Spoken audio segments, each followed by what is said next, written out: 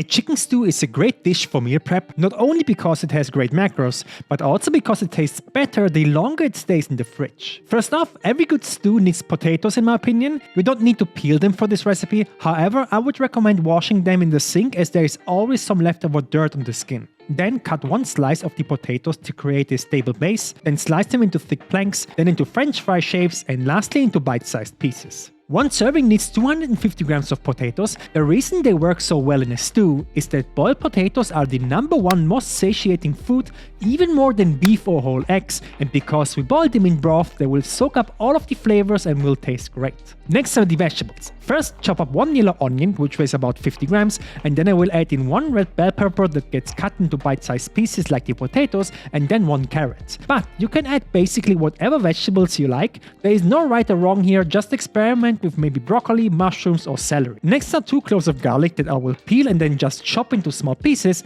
and lastly 100 grams of tomatoes that I will cut in halves. This entire massive board of food is for one serving and has under 100 calories. That is a big reason why vegetables are so important during a diet. Next is the protein source, and you need chicken thighs for stews. See, as long as you remove the skin from thighs, they have pretty good macros. The skin is where most of the fat and thus calories are stored. Also try to remove all the excess fat on the edges. One thigh weighs about 90 to 100 grams, so I will prepare 2 thighs for one serving. As you can see, there is still a little bit of fat on them and that's okay. We can use it later in the pan for sauteing the vegetables. Please never use chicken breast for your stew, it will become just too dry. So heat up a big pan to medium-high heat and add a little bit of oil before you add in the thighs. Now the goal here is not to cook the chicken through, you only want to fry both sides for about 2 to 3 minutes until they get a golden brown crust. This will add a ton of flavor to the dish, so after a couple of minutes keep checking the bottom, and as soon as you have a color like this, nice golden brown, you can flip the chicken and also add in the onions, the bell peppers and the carrots. You don't need to add any oil here because we will use the rendered fat that was still on the chicken after trimming. So keep stirring the vegetables again for about 3 minutes.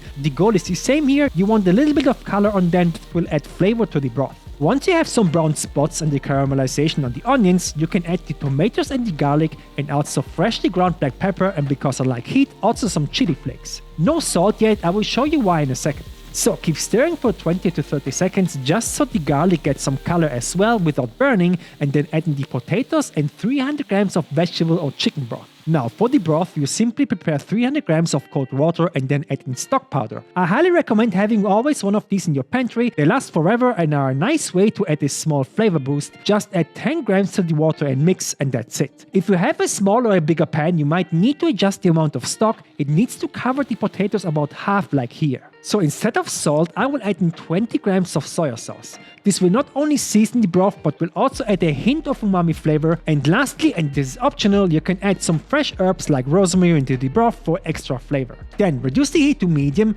bring it up to a boil, close the lid and let it simmer for 15 minutes. After that, remove the lid and check on the amount of broth that is left. Personally, I like to let it simmer another 10 minutes without the lid so the broth can reduce and be a bit more concentrated. So this was 25 minutes of simmering in total, and this is exactly how I want it. The broth has all of the flavor, so remove the rosemary if you used it, give the potatoes in the broth a taste to see if they are ready or if there is still salt missing, and then remove it from the heat. The pan is one serving. You can simply double or triple all of the ingredients and have the same result. Stews are probably the simplest way to meal prep a healthy meal. So distribute them in airtight containers, and I promise this will taste even better the next couple of days. This entire pan of food comes in at 634 calories and 47 grams of protein. I made a cookbook that helped me go from this to this without even thinking about being on a diet. 190 low-calorie, high-protein recipes from breakfast, lunch or dessert, and even nutritional tables or protein sources. Everything you need is in here. And the best part is that I will constantly be updating the book with new recipes,